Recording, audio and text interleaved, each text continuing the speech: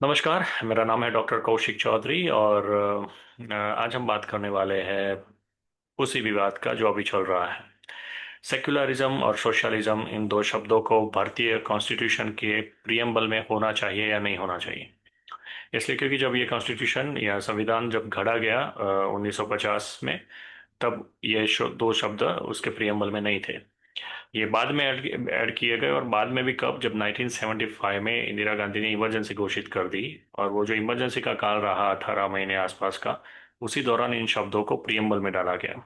यानी कि किसी संसद को विश्वास में लिए बिना, और संसद का मतलब है कि भारत के प्रतिनिधि, जो जन समाज है भारत का, भारत के जो नागरिक है, उनके प्रतिनिधियों को पूछे बिना, उसका डिस्कशन कराए बिना, उनको विश्वास में लिए बिना।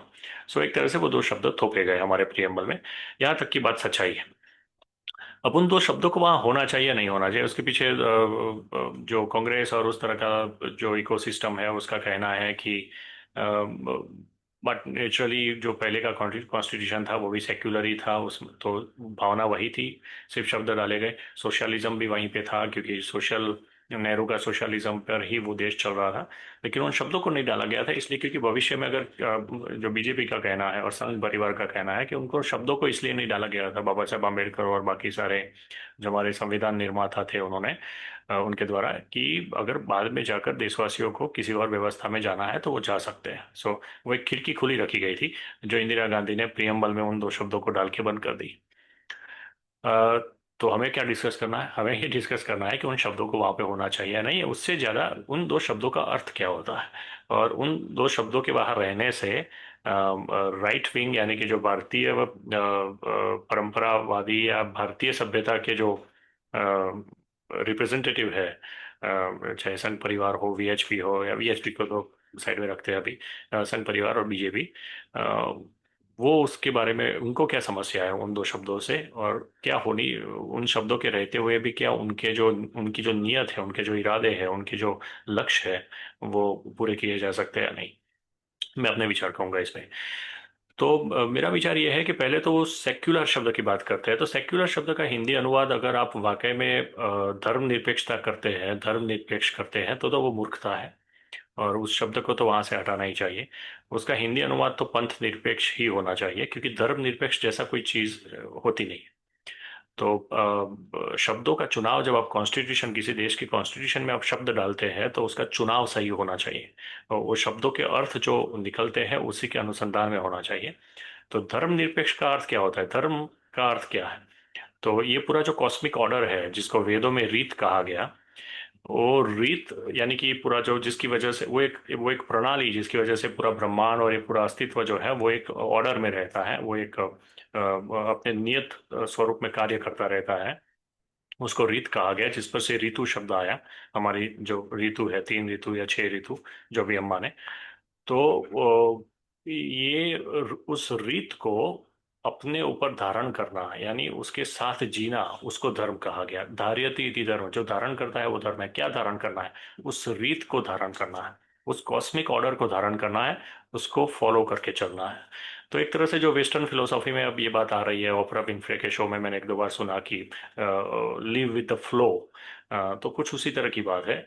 हालांकि धर्म में थोड़ी ज्यादा स्पिरिचुअल एस्पेक्ट उसके आते हैं।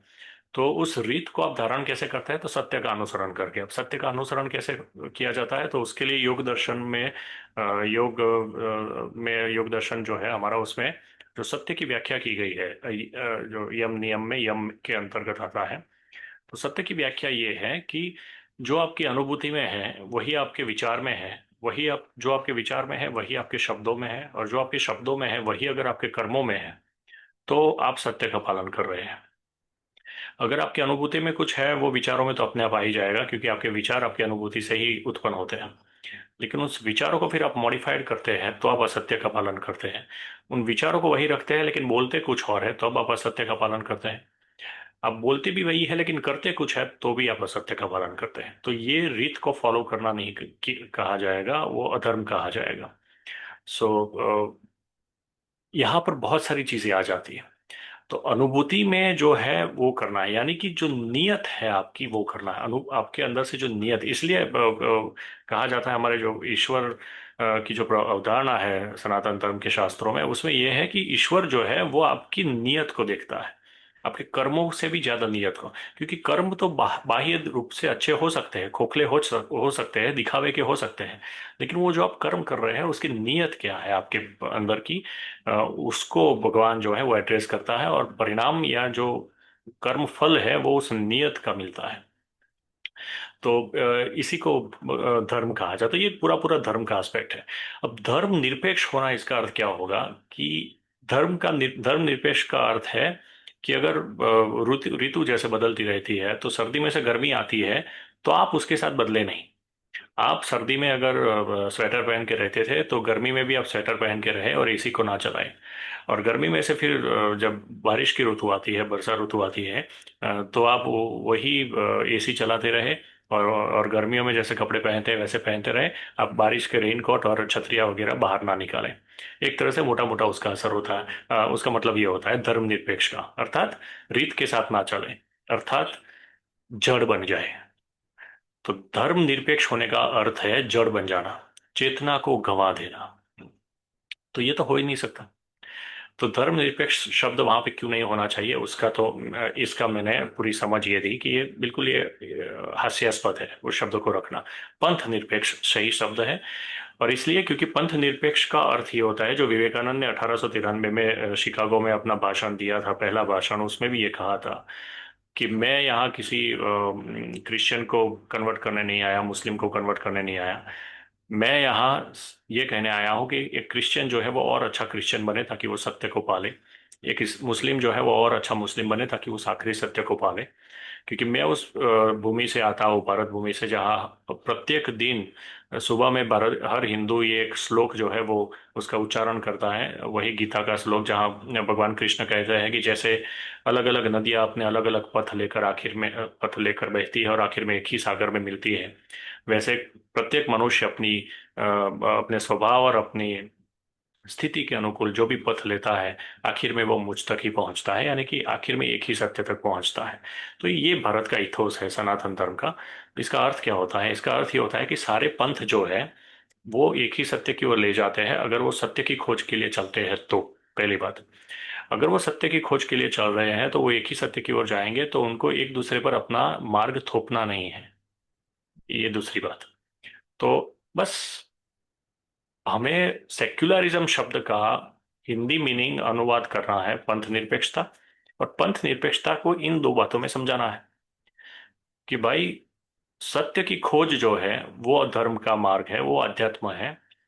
और अगर उसी के लिए आप चलते हैं, तो किसी को एक दूसरे पर थोपना नहीं है अपना मार्ग। तो आपके धर्मांतरण बंद हो सकते हैं इसके अनुकूल। वो इसी सेक्युलरिज्म शब्द को वहां पर रखते हुए, उसका अनुवाद पंथ निरपेक्षता करते हुए, आप इस विचार को डाल सकते हैं एक एक्स्ट्रा आर्टिकल के रूप में, संसद भवन में उसका डिस्कशन कराते हुए, कि आप कन्वर्जन नहीं करा सकते, क्योंकि सारे पंथ जो है वो एक ही सत्य की ओर जाते हैं। किसी को अपना मार्ग दूसरे पर थोपने की जरूरत नहीं है। कोई अपना मार्ग दूसरे पर थोपता है, इसका मतलब तो ये हुआ कि उसने भी सत्य की खोज बंद कर दी, उसने दूसरे पर अपना आधिपत्य जताने की कोशिश की। वही तो हो रहा है इस्लाम और क्रिश्चियनिटी के कन्वर्जन के द्वारा। तो वो हमें नहीं करना है। तो ये एक बहुत ही अच्छी, मैं मानता हूँ कि एक रास्ता है ये प्रस्तावित करने का, कि सेक्युलरिज्म शब्द को हटाना है, ऐसी बातें हम ना करें।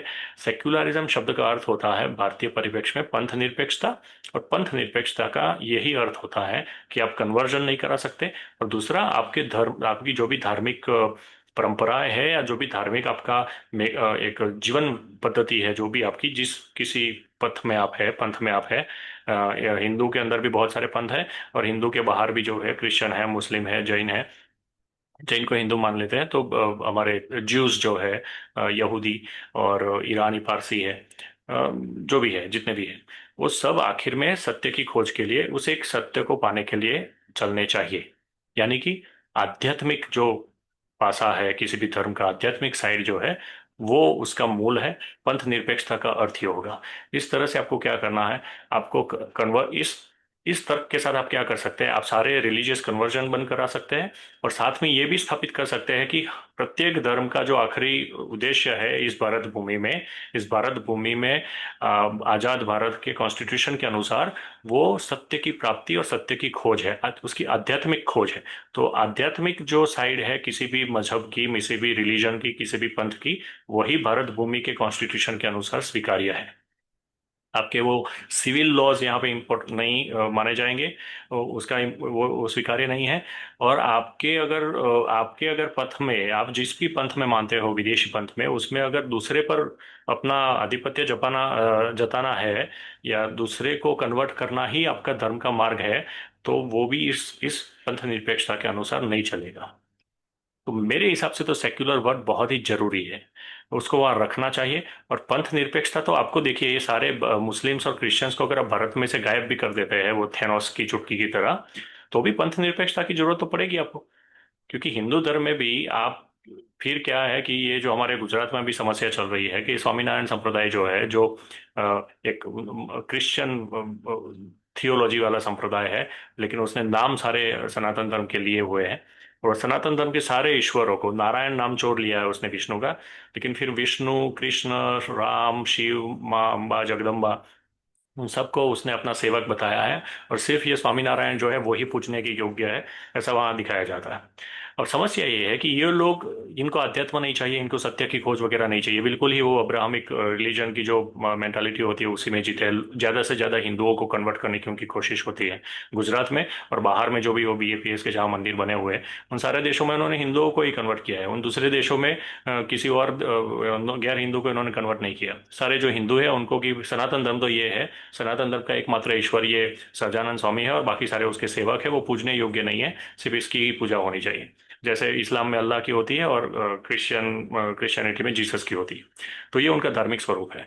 और यहाँ की जो सरकार है, बीजेपी गवर्नमेंट गुजरात की, वो पूरी तरह से उसके साथ उस तरह से जुड़ चुकी है जैसे वो रोमन साम्राज्य क्रिश्चियनिटी के साथ जुड़ गया था। तो सारी जमीनें उसको बांट रही है, सनातन धर्म के मंदिरों की जमीनें ट्रस्ट बनाकर अपने हाथ में ले लेती है, और फिर उसी जमीनों को बीएपीएस को देती है। और बड़े बड़े गुरुकुल, तथाकथित गुरुकुल वहां पे खोले जाते हैं बीएपीएस और उसके सारे स्वामीनारायण के अलग अलग फिरकाओं के द्वारा। और उन सारे गुरुकुल में पढ़ाया क्या जाता है, ये कि सनातन धर्म के सारे जो आज तक के वैदिक ईश्वर है वो सब नौकर है, सेवक है, पूजने योग्य नहीं है। उन सबका जो ओरिजिनल बाप है वो तो स्वामीनारायण यानी कि सज्जानंद स्वामी था, जो 1820 में भारत भूमि पर आया, और अंग्रेजों की मदद लेकर। सज्जानंद स्वामी का पूरा विरोध हुआ था भारत की, गुजरात की भूमि पर। सारे सनातन धर्म के जितने भी संप्रदाय थे उन सब ने उनका विरोध किया था, क्योंकि वो पाखंडी चला रहे थे, यही सब चला रहे थे। लेकिन अंग्रेज और पेशवा, जो पेशवा का राज था वहां पे, तो पेशवा ने उनको अहमदाबाद में आने पर भी प्रतिबंध लगाया हुआ था सज्जानंद स्वामी को, उतना उनका विरोध था। लेकिन जब पेशवा की हार हुई 1870 में, तो 1818 में फरवरी में अंग्रेज आए, और पेशवा की अंग्रेजों के सामने हार गई। तो जब अंग्रेज सत्ता पर आए, तो अंग्रेजों ने सबसे पहला काम किया, सहजानंद स्वामी को अहमदाबाद में स्थापित किया, और पूरे गुजरात में उनके मंदिर बना बढ़ाए। तो पहला मंदिर जो है उसकी जमीन भी अंग्रेजों ने ब्रिटेन से परमिशन लाकर वहाँ अहमदाबाद में कालूपुर में उनको दी, और मंदिर बनवाया। और दूसरे मंदिर वो सारे फिर क्रिश्चियन मिशनरीज उनके साथ संपर्क में रही, और पूरी ये थियोलॉजी जो है सर्वोपरि एकमात्र ईश्वर वाली, और सनातन धर्म के सारे ईश्वर नौकर है, पूजने योग्य नहीं है वाली, वो क्रिश्चियन मिशनरीज ने और अंग्रेजों ने साथ मिलकर गढ़ाई, सहजानंद स्वामी और उनके उस टोली से। अब ये संप्रदाय जो है वो बीजेपी, हमारी जो गवर्नमेंट है उसका एक तरह से आधिकारिक, गुजरात का आधिकारिक संप्रदाय, आधिकारिक धर्म बन चुका है, राजसत्ता से समर्पित, राजसत्ता से पोषित। तो अब ये तो बिल्कुल ही विकृत चीज है। लेकिन कल उठ के आप, कोई मुसलमान या क्रिश्चियन है ही नहीं मान लो, और आप इस्कॉन के साथ इस तरह से जुड़ जाते हैं, जो कि सनातन शास्त्र में शास्त्र सम्मत पंथ है, लेकिन वहां पे सिर्फ कृष्ण ही ईश्वर है, बाकी सब उनके उनके अंश है। लेकिन वो भी नहीं चलेगा, अगर उनके साथ भी सत्ता जुड़ जाती है तो वो भी नहीं चलेगा, क्योंकि वहां पे हमारे शैव पंथ भी है, हमारे शाक्त पंथ भी है, जहाँ देवी माँ सर्वोपरि ईश्वर है, या वो एक ही जो हमारा पर ब्रह्म परमेश्वर है वो पंचदेव के रूप में प्रकट होता है, अभिव्यक्त होता है। और सनातन धर्मावलंबियों को पंच में से किसी एक को अपना आराध्य चुनकर बाकी चार को उनके अंश मानते हुए अपनी आराधना करने की छूट दी गई है, ताकि वो उस एक साकार स्वरूप से उस निराकार पर ब्रह्म के स्वरूप तक पहुंच सके। ये हमारा धर्म है।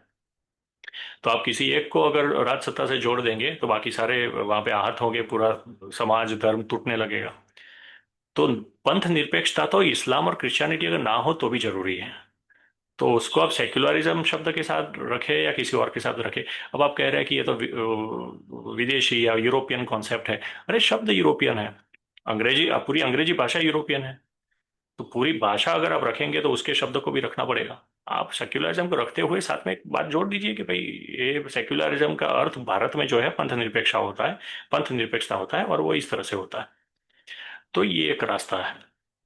उसको हटाना और उस तरह से बात करेंगे तो विरोध होगा और आपकी मंशा पर बहुत ज्यादा सवाल उठेंगे। दूसरा, आप उसको हटाकर लोकतांत्रिक व्यवस्था जो मौजूदा है उसमें चल नहीं सकते। क्योंकि मैंने कहा कि अगर मुस्लिम और क्रिश्चियंस नहीं होते तब भी पंथ निरपेक्षता तो बहुत ही जरूरी चीज है लोकतांत्रिक ढांचे में। अब बात करते हैं समाजवाद वाले शब्द की। देखिए सोशलिज्म, पहले तो ये जो हमारे राइट विंग है उसमें एक तो अभ्यास बहुत कम होता है, उनकी जानकारी अब बहुत कम होती है।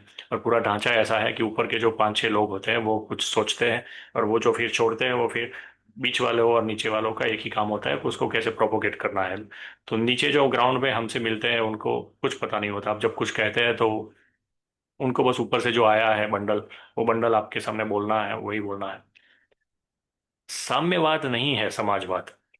तो ये कार्ल मार्क्स की थियरी नहीं है समाजवाद। कार्ल मार्क्स की जो थियरी थी वो था साम्यवाद, कम्युनिज्म। कार्ल मार्क्स ने क्या कहा था? कार्ल मार्क्स ने यह कहा कि ये पूरा मानव समाज जो है वो चार क्रमिक व्यवस्थाओं से गुजरता हुआ आखिर में साम्यवाद पर स्थिर होगा। तो चार व्यवस्था कौन सी थी? तो पहले फ्यूडलिज्म, जिसको सामंतशाही या राजाओं का वक्त मान मान सकते हैं, सामंतों का वक्त। उसके बाद मूढ़ीवादी व्यवस्था जो अमेरिका वगैरह देशों में है। उसके बाद उन्होंने कहा कि बीच में आखिर में आएगा साम्यवाद, लेकिन बीच में एक ट्रांजिशनल पीरियड आएगा शॉर्ट टाइम के लिए समाजवाद का। कि जब क्या होगा कि ये मूढ़ीवादी जो लोग हैं वो मूढ़ीवादी जो अर्थव्यवस्था होगी उसमें ये बिजनेसमैनों की संपत्ति से कुछ हिस्सा लेकर सरकार को, गवर्नमेंट को, जो जरूरी लोग, जो गरीब लोग हैं उनको देना पड़ेगा ताकि समाज में बैलेंस बना रहे। तो ये बीच में समाजवाद आएगा। लेकिन एक वक्त आएगा कि धीरे धीरे धीरे वो भी फेल हो जाएगा और फिर आखिर में साम्यवाद आएगा। ये कार्ल मार्क्स की थियरी थी। कार्ल मार्क्स की इसी थियरी के अंतर्गत ये 1847 आसपास कार्ल मार्क्स ने ये थियरी दी। 1890 से 1910 तक रशिया में और यूरोप में ये समाजवादियों ने इस तरह के आंदोलन चलाए थे, ये कोशिश की थी। लेकिन वो सारे आंदोलन फेल हो गए। और इसलिए उनको लेनिन की एंट्री हुई 1917 के आसपास, जिसने ये कहा कि ये समाजवाद वाला ट्रांजिशनल पीरियड नहीं चलेगा। हमें अगर साम्यवाद को लाना है तो खूनी क्रांति करनी पड़ेगी, यानी कि हिंसक सशस्त्र क्रांति करनी पड़ेगी, हिंसक क्रांति करनी पड़ेगी, जो कार्ल मार्क्स की थियरी में नहीं थी। तो कार्ल मार्क्स ने ये सशस्त्र क्रांति की थियरी या विचार कार्ल मार्क्स का नहीं था, वो लेनिन से शुरुआत हुई। तो ये उसकी एक तरह से मोटी मोटी समझ है। विवेकानंद ने भी उसी दौरान, विवेकानंद भी हुए 1890 से 1902 के, वो 10-12 साल उनके विचार बाहर आए। तो उसमें उन्होंने भी कहा था कि ये जो भारत के चार वर्ण है उसके अनुरूप ये अवस्था डलेगी। पहले ब्राह्मणों का वक्त था तो ज्ञान और ज्ञान की पूजा होती थी, और वो पूरा वेद लिखे गए, पुराण लिखे गए, और वो सारा ऋषियों का वक्त था। फिर क्षत्रियों का वक्त आया तो जिसके हथियार ज्यादा एडवांस है वो लोग राज करेंगे। पहले ज्ञान से लोग राज करते थे, फिर क्षत्रियो पॉलिटिकल पावर से राज करने लगे, सैन्य शक्ति से राज करने लगे। उसके बाद वैश्यों का वक्त आएगा। तो अभी वैश्यों का वक्त है कि जो व्यापार जिसका ज्यादा है वो राज करेगा। चाइना माइना उसी रास्ते पे है, अमेरिका उसी रास्ते पे है। हम भी कोशिश कर रहे हैं अब। और फिर ये व्यवस्था आखिर में हो जाएगी जब ये व्यापार में जो बहुत दो भाग हो जाएंगे, तो ये वही मूढ़ीवादी व्यवस्था जब एकदम एक्यूट हो जाएगी, तब जाके साम्यवादी व्यवस्था के लिए मार्ग बनेगा। और तो वहां पे विवेकानंद ने कहा था कि फिर शूद्रों का वक्त आएगा, जो मजदूरी करेगा वो कमाएगा, उस तरह का। तो विवेकानंद का भी ये सोच थी। लेकिन विवेकानंद का भी ये कहना था, और अल्टीमेटली यही हो रहा है पूरी दुनिया में, कि जो स्टेबिलिटी है वो शूद्रों के वक्त में भी नहीं होगी, वो किसी भी वक्त में। स्टेबिलिटी जो है वो वेदांती समाजवाद में है। वेदांती समाजवाद क्या है? कि ये चारों वर्ण एक साथ एग्जिस्ट करते हैं। किसी एक मूढ़ीवाद के पीछे समाज नहीं भागेगा, ज्ञान के पीछे भी रहेगा, पॉलिटिकल पावर के पीछे भी रहेगा, मूडी के पीछे भी रहेगा और श्रम के पीछे साथ भी रहेगा। इन चारों का अपना अपना मूल्य होगा, ये वेदांती समाजवाद है। इसलिए हम उस समाजवाद की वही संतुलन है जिसके हमारे वर्णाश्रम व्यवस्था की बात कर रहे थे वो। तो ये जो संतुलन है, उसी की वजह से ये सारी जो कार्ल मार्क्स ने जो क्रमिक आंदोलन बताए वो यहाँ पे नहीं होंगे या नहीं होते, अगर ये अ, वेदांती समाजवाद वहाँ पे एग्जिस्ट करता है तो। ये तो विवेकानंद की और हमारे भारतीय अध्यात्म की बात हुई। अगर देश में विदेश में भी हम देखें तो अमेरिका पूरी तरह से मूढ़ीवादी था, चाइना पूरी तरह से साम्यवादी था। चाइना को साम्यवाद से मूढ़ीवाद की ओर आना पड़ा। और अमेरिका जो पूरी तरह से मूढ़ीवाद था, जब ओबामा केयर आई, जैसे हमारा आयुष्मान भारत वाली जो योजना है, 5 लाख 10 लाख हेल्थ कवर जो देने की गरीबों को और ज्यादातर भारतीयों को, वो एक्चुअली जिस योजना की कॉपी है वो ओबामा केयर थी जो बराक ओबामा ने अपने कार्यकाल में, अपने दूसरे कार्यकाल में वहां पे लागू की थी। और वो एक तरह से क्रांति थी, एक तरह से क्रांति से ज्यादा वो एक नई चीज थी वहाँ की पॉलिटिकल आइडियोलॉजी में। क्योंकि अमेरिका में ये कहा जाता है कि भाई तुम गरीब हो तो वो तुम्हारी प्रॉब्लम है, तुम्हें ये देखना होगा कि तुम अपने हेल्थ कवर कैसे कराते हो, तुम्हारा अपनी हेल्थ कैसे सही रखते हो, या बीमार होते हो तो कौन सी हॉस्पिटल में तुम जा सकते हो, वो तुम्हारी अपनी मेहनत, तुम्हारी अपनी शक्ति पे डिपेंड करता है। उसमें गवर्नमेंट बीच में नहीं आएगी। तो गवर्नमेंट का तो वही काम है, कौन व्यापार अच्छा कर सकता है उसको फेवरेबल कराना और मूढ़ीवादी व्यवस्था के रूप में देश को सशक्त बनाते रहना। ओबामा ने ये ओबामा केयर के रूप में ये आयुष्मान भारत जैसी योजना लागू की, गरीबों को हेल्थ कवर दिया और उनकी सुरक्षा, स्वास्थ्य की सुरक्षा सरकार की ओर से आने लगी। तो वो समाजवादी व्यवस्था में एंट्री ओबा अमेरिका को भी वहां पे करनी पड़ी। और अब जो नया मेयर है वो तो बिल्कुल, अभी नया मेयर जो भारतीय मुस्लिम कोई मेयर बन रहा है न्यूयॉर्क का, या वो उसके पार्टिसिपेट कर रहा है, तो उसने तो बिल्कुल वो हमारा जो फ्री राशन देते हैं उसी तरह की बात वहां पे कर दी है कि मैं ऐसा करूंगा। तो अल्टीमेटली क्या है कि कोई मूढ़ीवादी व्यवस्था है उसको समाजवाद की ओर, उसको थोड़ा थोड़ा साम्यवाद की ओर जाना पड़ेगा, जो साम्यवादी है उसको थोड़ा थोड़ा मूढ़ीवाद की ओर जाना पड़ रहा है। कहीं ना कहीं ये दोनों के बीच का जो समाजवाद है वही बैलेंस है मानव सभ्यता में, और वही मानवता भी है एक्चुअली। कि इंसान जितना भी चाहे आगे बढ़ सकता है, अपनी शक्ति है तो वो पैसा कमाए, लेकिन जब वो कमा ले तो उसकी जिम्मेदारी भी बनती है कि अपने बाकी के जो भाई है, नागरिक है उसके देश के जो लोग हैं, वो अगर पीछे रह गए हैं, उनकी बेसिक नीड्स भी पूरी नहीं हो रही है, तो वो अपनी संपत्ति को उस तरह से वहां जाने दे ताकि उनकी बेसिक नीड्स पूरी हो और वो लोग ऊपर आ सके। तो इसी को समाजवाद कहते हैं सिंपली।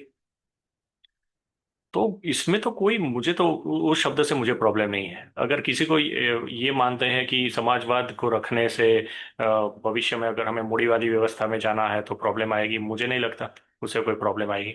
और आप पूरी तरह आप मूढ़ीवादी ही है, और आज समाजवादी व्यवस्था में आपका संघ परिवार ये प्रॉब्लम उठा रहा है कि समाजवाद शब्द है, लेकिन सबसे ज्यादा अगर मोदी गवर्नमेंट की 10 साल की जो योजनाएं देखें तो सारी समाजवादी योजनाएं हैं।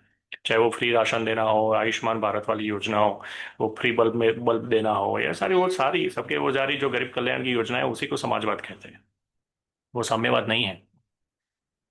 तो उसमें भी क्या समस्या है मुझे नहीं पता, आगे चल के फ्यूचर में ये सिर्फ ये जो विरोध पक्ष वाला है ना, कि ये 24 25 30 35 ऐसे 40 50 साल भाजपा और ये राष्ट्रीय स्वयंसेवक संघ विरोध पक्ष में रहा है, तो वो जो विरोध पक्ष की मेंटालिटी है वो शायद जा नहीं रही है। इंदिरा गांधी ने उसको डाल दिया था, हमें उसको गलत तरह से डाला था, हमें उसको हटाना है। भाई गलत तरह से डाला था, सही है, उसको हम एक्नॉलेज करते हैं, सबको करना है। उसकी चर्चा नहीं हुई थी, अब चर्चा भी कराइए, बिल्कुल सही है। लेकिन चर्चा इसलिए मत कराइए कि उसको हटाना है, वो आपको नेगेटिव छवि में ले जाएगा और वो ये शशि थरूर जैसी ही चीज होगी आपकी। पहले 50 करोड़ की गर्लफ्रेंड, ये वो करके उसको, फिर आखिर में उसी शशि थरूर आपका जयशंकर जो है उस पर आपका पर भरोसा कम होने लगेगा। आपको लगेगा शशि थरूर को भेजना है, तो अभी वो डेलीगेशन तो सभी पार्टियों का गया गया, अभी शशि थरूर को स्पेशली मॉस्को भी भेजा गया किसी विदेश मंत्रालय के कार्य के लिए, या एक स्पेशल प्रतिनिधि के रूप में। तो फिर उसी की आपको जरूरत पड़ती है, क्योंकि आपके अंदर तो वो मेंटालिटी, वो एक इंटेलेक्चुअलिटी, वो तो आपने कभी कोशिश ही नहीं की, उसको तो आपने कभी प्रांगण नहीं दे दिया, उसको कभी उगने ही नहीं दिया। राइट। तो ये फिर आपको वही जरूरत पड़ेगी, आप उसको निकालने के लिए मथेंगे मथेंगे कुछ नहीं होगा, फिर आखिर में आपको उन्हीं विचारों की जरूरत पड़ेगी कि असल में तो वही सही है। क्योंकि आपको जो चार बैलेंस लाना होगा अगर ब्राह्मण क्षत्रिय वैश्य शूद्र का, तो वो बैलेंस के लिए भी वही शब्द बीच में आएगा, वेदांती समाजवाद। समाजवाद शब्द को लाना पड़ेगा। तो ये दोनों शब्दों को रखिए और डिस्कशन कराइए बिल्कुल संसद में, लेकिन वो डिस्कशन किस लिए कराइए? उन शब्दों के भारतीय अर्थों का अमलीकरण कराने के लिए उसका डिस्कशन कराइए। सेक्युलरिज्म का पंथ निरपेक्षता, और पंथ निरपेक्षता के रूप से मैंने जो कहा, दोनों चीजें जो हमें चाहिए वो वहां पे हो जाएगी। कि कन्वर्जन नहीं होना चाहिए, क्योंकि पंथ निरपेक्ष का मतलब ही है सत्य की खोज के सारे पथ समान हैं, एक ही सत्य की ओर ले जाने वाले हैं। तो सत्य की खोज और सत्य तक पहुंचना ही इन सारे पंथों का मकसद होना चाहिए, वन। और उन रास्ते में कोई पंथ दूसरे पंथ पर अपना मार्ग थोपना नहीं चाहिए, टू। तो धर्मांतरण बंद करो, और तुम्हारा ये सर्कस की सारे भारत को हम क्रिश्चियन बनाएंगे या मुस्लिम बनाएंगे, ये सर्कस बंद कर दो। तुम क्रिश्चियन हो, तुम मुस्लिम हो, उसके जो भी स्पिरिचुअल एस्पेक्ट है उसी पर ध्यान दो। ये देश, इस देश का संविधान उसी को एड्रेस करने की अनुमति तुम्हें देता है। हिंदुओं को भी, तुम्हें भी कन्वर्जन नहीं कराना है। तुम्हारे भी वो स्मृति वाले नियम जो है वो साइड में रहेंगे। हमारा जो कॉन्स्टिट्यूशन कॉन्स्टिट्यूशन है वही आधुनिक स्मृति है। स्मृति का अर्थ होता है कि civil laws. Civil laws constitution तय करेगा। और इसलिए तो स्मृतियां भी बहुत सारी है, और उन सब में विरोधाभास है। क्यों? क्योंकि जैसे जैसे वक्त आया, जिस वक्त जो था वैसी स्मृति बनाई गई, वैसे नियम बनाए गए। तो विवेकानंद अच्छी बात कहते थे। विवेकानंद ने कहा था कि अगर स्मृति जो है वो वेदांत से, यानी कि उपनिषदों से विरोधाभास में है, तो स्मृति को हटा देना है या उसको बदल देना है। वेदांत के जो अद्वैत का ज्ञान है, हमारा अध्यात्म का ज्ञान है, उसी के अनुरूप नई स्मृति बनानी है, यानी कि नया नियम बनाना है। वही तो हमारे संविधान का भी विचार है। इसको वक्त के साथ, आपको एक मूल सत्य, आपका जो मूल विचार है भारतीयता का, वो रहना चाहिए। उसके अनुसार संविधान को आपको मॉडिफाइड करते रहना है, उसकी अवधारणा को आपको सुधारते रहना है। तो बिल्कुल उसे निकाल देना, इस तरह से बात करने के बजाय सेक्युलरिज्म को पंथ निरपेक्षता के साथ धर्मांतरण रोकने और सारे धर्मों को स्पिरिचुअल एस्पेक्ट पर ही ध्यान देना है, उस तरफ फोकस कराइए। और समाजवाद शब्द के साथ हमारा जो वेदांती समाजवाद है उसको इंट्रोड्यूस कराने का रास्ता निकालिए। ये दोनों शब्द असल में महत्वपूर्ण हैं। इंदिरा गांधी से भी अच्छा काम हो सकता है गलती से। ठीक है। तो डिस्कशन उसका बिल्कुल कराइए कि भाई ये इमरजेंसी वक्त डाला गया गलत है, लेकिन डिस्कशन इस मार्ग पर ले जाइए जिसका हमने इस वीडियो में जिसकी चर्चा की। उम्मीद है मेरी बातें आपको पसंद आई होगी, और मुझे आशा है कि ये मेरे विचार जो है वो सही लोगों तक पहुंचेंगे और इस तरफ कुछ काम होगा। Thank you very much. Bharat माता की जय। क्या क्या बोला जा सकता है और? वंदे मातरम। नमस्ते, हरि ओम तत्सत। This is my favourite. Thank you.